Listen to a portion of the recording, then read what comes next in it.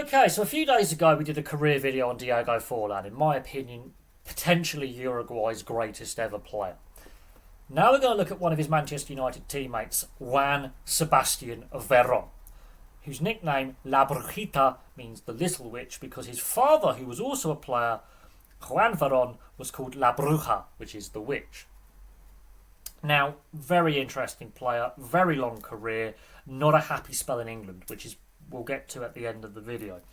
But let's have a look at his career, because he starts in Argentina at his boyhood club, Estudiantes de La Plata. He will have several spells at this club, but between 94 and 96, when he first starts playing professionally, he has 60 appearances for the club, 7 goals. He would then move across to Boca Juniors in 96 for 17 games, 4 goals with Boca Juniors.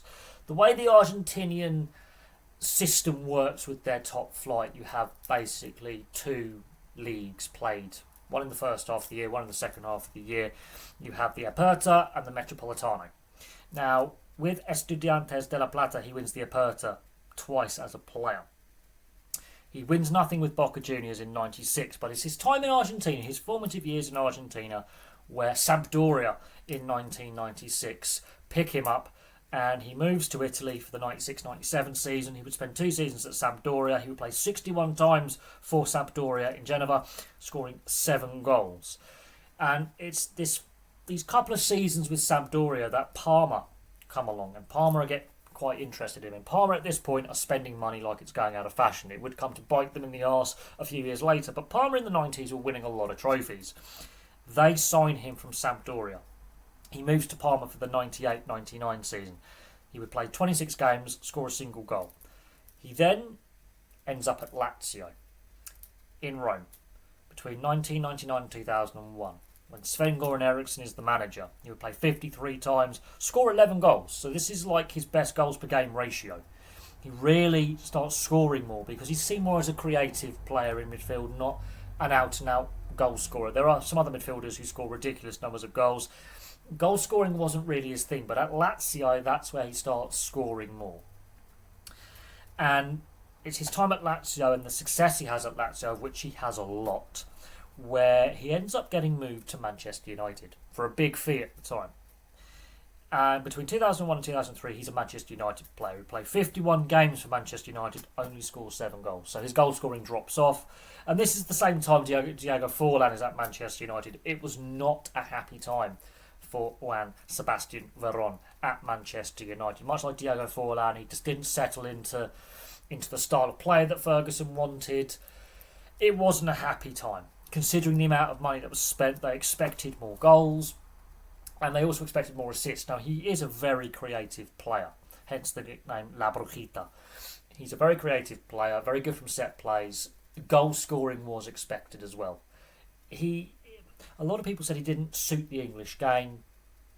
It didn't work. And this is a period of time when Diego Forlan, Veron, and some other players that some of the Premier League clubs brought in from South America, they just didn't quite get the English game. They struggled with the extra physicality. Even though South America is known for its physical play at times, they just didn't quite get the pace of the game, pick up the pace of the game, and he didn't settle. Chelsea come calling. Now, Claudio Ranieri is Chelsea manager at the time. This is the first year of the Abramovich era. This is just before Mourinho comes on the scene.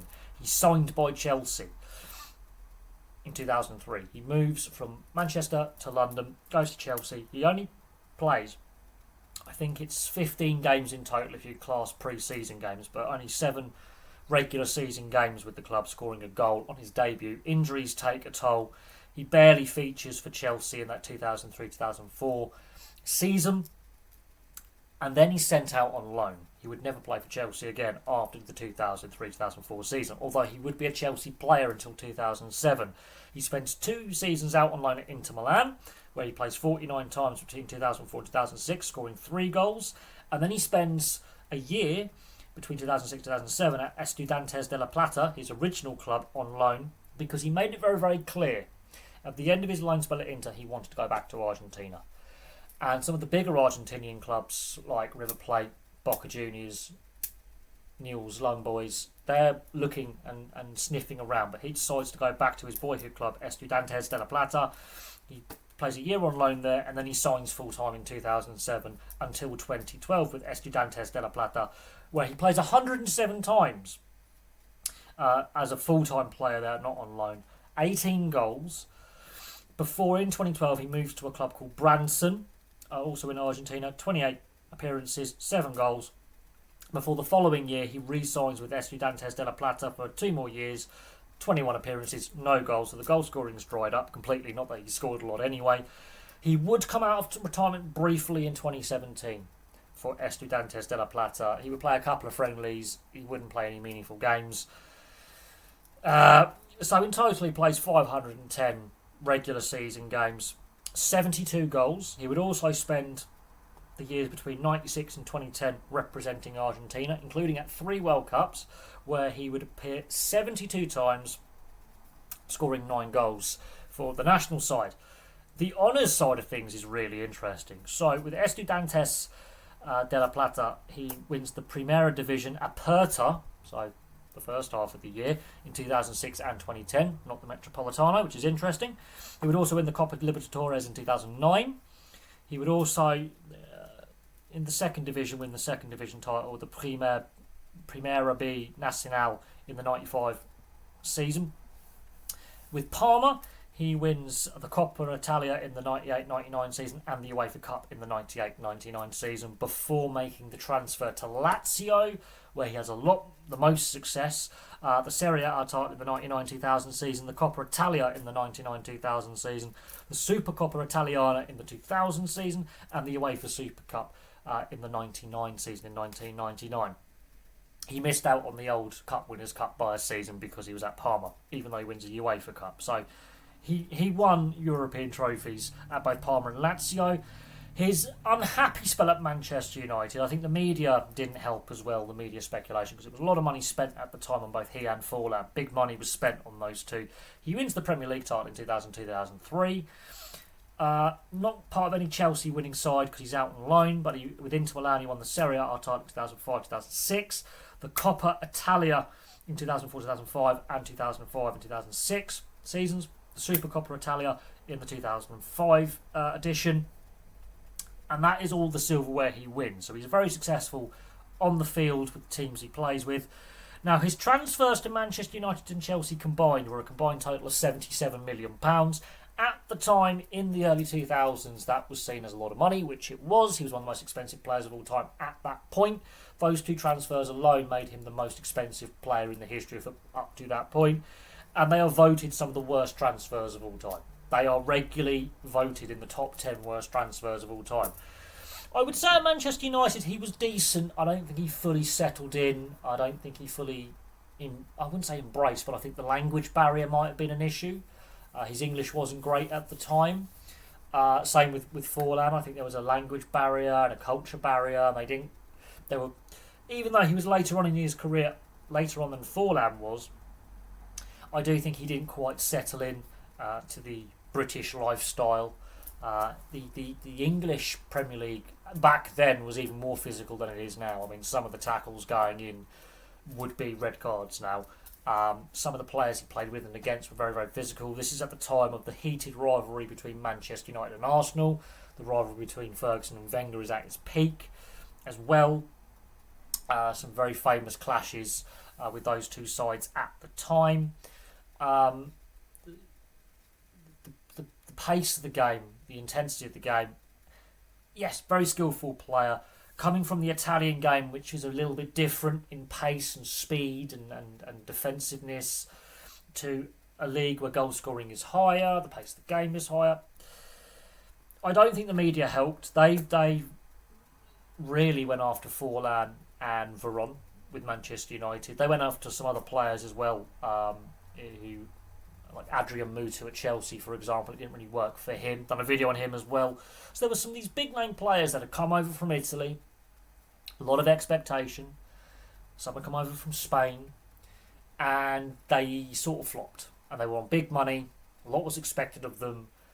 Yet, I would say he had a solid career.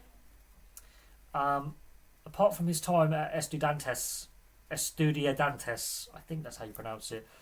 he never really had a lengthy spell at any club apart from with his boyhood club. He really was a bit of a journeyman, if we're being honest, if you look at it.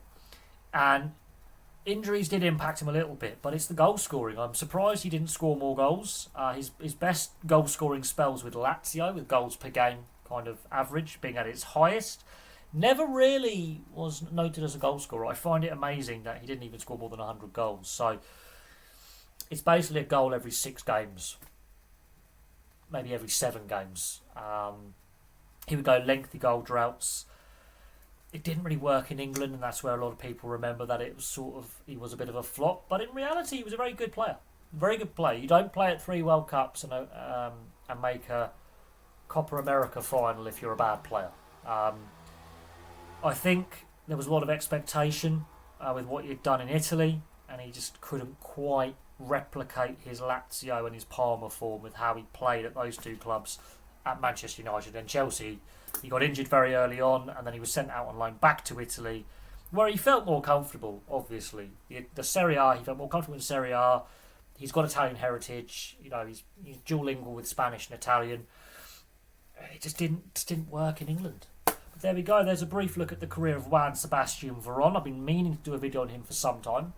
Very interesting character. His time at Lazio, before I leave, he is very famously known for being left-wing in his politics. The Lazio Ultras are very well known for being very right-wing in their politics. He has a very left-wing Che Guevara tattoo on him. And when he was signed, the Lazio Ultras saw this, were not happy with this, and in no uncertain terms he was told to cover up his left-wing kind of political tattoos. And he actually had a meeting with the Lazio Ultras, quite famously. They came to a bit of mediation.